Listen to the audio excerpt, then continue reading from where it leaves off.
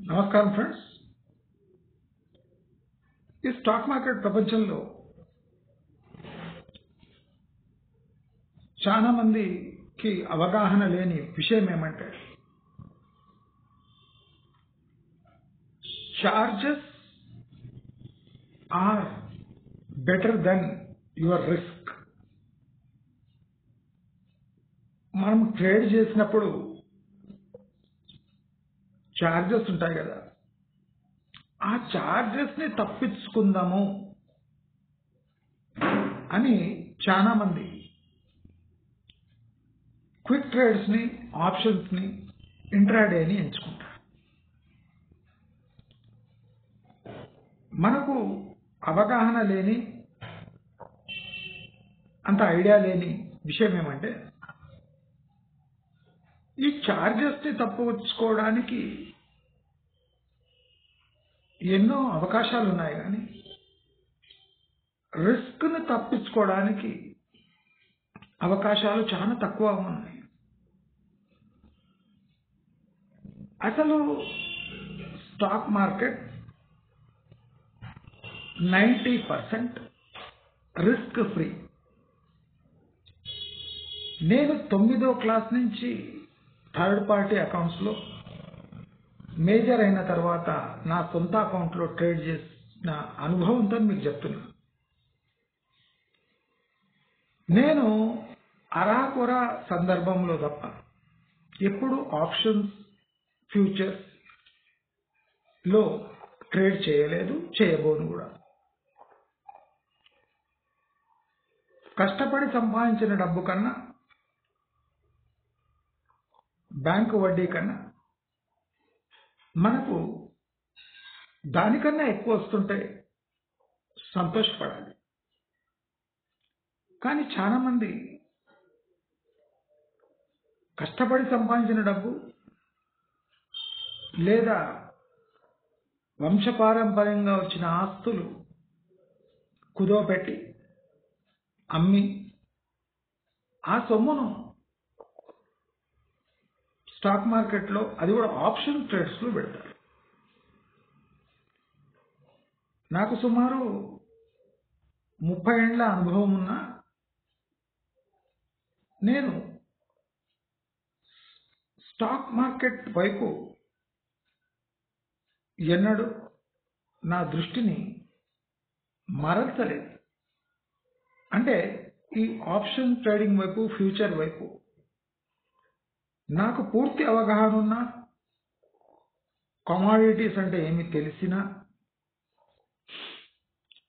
లేదా ఇతరత్ర trading methods, currency కానివ్వండి, వేరియస్ మెథడ్స్ తెలిసిన ఎన్నడూ నా దృష్టిని అటువైపు ఇంటెన్షనలీ మరల్చలేదు. ఎందుకు అంటే తెలివని విద్య నేర్చుకుంటూ పోతే, అంటే ఎస్పెషల్లీ ఇన్వెస్టింగ్ లో తెలివని విద్యలు నేర్చుకుంటూ పోతే కన్ఫ్యూజన్ ఎక్కువ ఉంటుంది, కానీ లాభం రాదు అనే విషయాన్ని నేను గ్రహించి ఇలాంటి ట్రేడ్స్ నుంచి దూరంగా ఉన్నాను. అందుకోసము 30 ఏళ్ళైనా ఇంకా స్టాక్ మార్కెట్లో కొనసాగుతూ ఉన్నాను. నాకు ఎంత కావాలనో అంత లాభం వస్తూనే ఉంది. నేను కోటీశ్వరుణ్ణి కాదు, లక్షలకు లక్షలు డబ్బులు లేవు, పెద్ద ఆస్తులు లేవు. అయినా నా అవసరాలకు అనుగుణంగా స్టాక్ మార్కెట్ నాకు జీవనం సాగించడానికి ఎంత కావాలో దానికన్నా ఎక్కువ సమకూరుస్తూనే ఉంది. ప్రస్తుత తరుణంలో స్టాక్ మార్కెట్ అనేది ఒక భూతు పదంగా మారింది. స్టాక్ మార్కెట్ అందరూ తమ స్థాయికి మించి ఒక ఆట ప్రదేశంగా మార్చి, ప్రతి మొబైల్ ఫోన్ ఉన్న సన్నాసి, ఇది పెద్ద బ్రహ్మ విద్య కాదు, ఇవాళ పొద్దున కొంటే సాయంత్రానికి 100% పొందొచ్చు అని తమకు తాము గ్రేట్గా ఫీల్ అయ్యి ఈ మార్కెట్లో ఎంటర్ అయ్యి చితకబడి, అణగదొక్కబడి, అన్నీ కోల్పోయి బయట పోయి స్టాక్ మార్కెట్ని బ్లేమ్ చేస్తూ ఉన్నారు. ఎంట్రీ లెవెల్ ఇన్వెస్టర్ నా బ్యాంకులో ఉన్న డబ్బుకు ప్రభుత్వం ఏం చెల్లిస్తుందో, నేను నా బ్యాంకులో ఉన్న డబ్బు ప్రైవేట్ ఫైనాన్స్లో విపరీతమైన రిస్క్ తీసుకొని ఇన్వెస్ట్ చేస్తే ఏ ఇంట్రెస్ట్ వస్తుందో దాని మధ్యలో ఈ స్టాక్ మార్కెట్లో సంపాదించవచ్చు అని అవగాహన ఉంటే ఎప్పటికీ లాస్ రాదు. ఇది రిస్కీ ఏమాత్రం కాదు. మనం కొన్న విలువ కన్నా ఒక 30% వాల్యూ పెరిగిన, అది మనం అమ్మినాక ఒక 50% ఇంకా పెరిగిన, దాని నుంచి దృష్టి మరల్చి మనకు వచ్చిన 30%తో మనం సర్దిద్దుకొని పెరగబోయే స్టాక్స్ వైపు వెళితే మనకు ఎన్నటికీ లాస్ రాదు. ఇంటర్నెట్ అంతా ట్రేడ్ ఎలా చేయాలి, పుట్స్, ఆప్షన్స్, షార్ట్స్ ఎలా కొట్టి లక్షల్లో సంపాదించాలి అని వీడియోలు పెడుతుంటే నేను స్తబ్దుగా ఉన్నా. ఈ సబ్జెక్ట్ గురించి మాట్లాడలేదు, అవగాహన లేక కాదు. ఒక్కొక్క మనిషికి ఒక్కొక్క సామర్థ్యం ఉంటుంది, ఒక ఎమోషన్ ఉంటుంది, ఒక రిస్క్ టేకింగ్ ఎబిలిటీ ఉంటుంది. రిస్క్ టేకింగ్ ఎబిలిటీలో కూడా intelligent risk taking and blind risk taking అనే 2 వేర్వేరు విధానాలు ఉంటాయి. కాబట్టి ఇది ఒకరిని గైడ్ చేసే సబ్జెక్ట్ కాదు. కాబట్టి నేను స్టాక్ మార్కెట్ గురించి చాలా తక్కువ వీడియోస్ చేశాను. నేను చెప్పే సజెషన్స్ ఎవరికి నచ్చవు కాబట్టి, వాళ్ళ స్థాయి అది కాదు కూడా. కాబట్టి నేను స్టాక్ మార్కెట్ గురించి చాలా తక్కువగా మాట్లాడతాను. నాకు కొన్ని ఇంటర్నల్ విషయాలు, కార్పొరేట్ గవర్నెన్స్ విషయాలు ఇవన్నీ తెలుస్తాయి. అయినా నేను దాని గురించి చాలా తక్కువగా మాట్లాడతాను.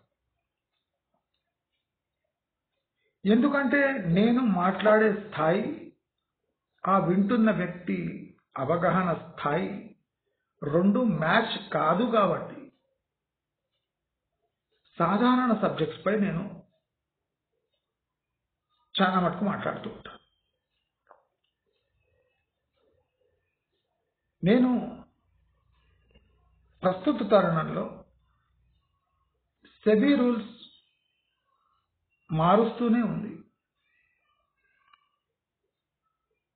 సెబీ రూల్స్ మార్చడానికి చాలా కారణాలు ఉన్నాయి. నేను నాకు ఉన్న అవగాహన ఎలాంటిదో మీకు ఒకసారి రుచి చూపిస్తాను. సెబీ రూల్స్ ఎందుకు మారుస్తుంది అంటే, చాలా మంది చెప్పేది ఏమంటే 95% మంది ఆప్షన్ ట్రేడర్స్ డబ్బులు కోల్పోతున్నారు కనుక సెబీ రూల్స్ మారుస్తుంది అంటున్నారు. సెబీ ఇది టెంపరరీ రూల్స్ గా పరిగణిస్తుంది. చాలా మందికి తెలియని విషయం ఏమంటే, సెబీ ఒక బలమైన కారణం చేత టెంపరరీగా ఈ రూల్స్ మారుస్తుంది.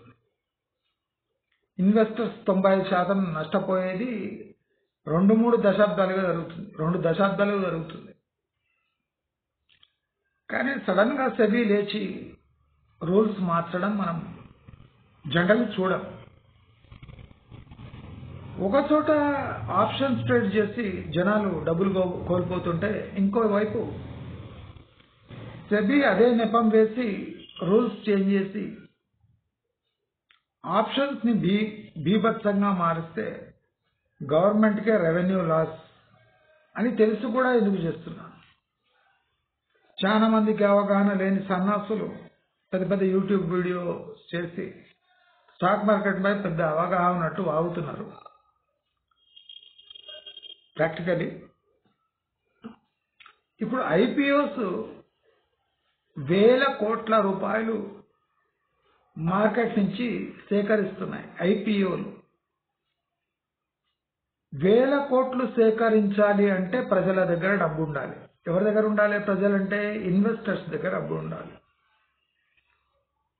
ఇన్వెస్టర్స్ కి ఒకటి రిస్క్ అనిపిస్తే ఇంకో చోట ఇన్వెస్ట్ చేస్తాడు. ఇప్పుడు రిస్క్ ఏమనిపించాలి?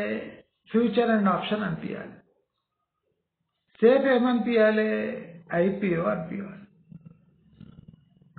ఐపీఓస్ విపరీతంగా వేల లక్షల కోట్లు ఇప్పుడు సేకరించడానికి ఇదే టైం ఎందుకు ఎంచుకున్నాయి అంటే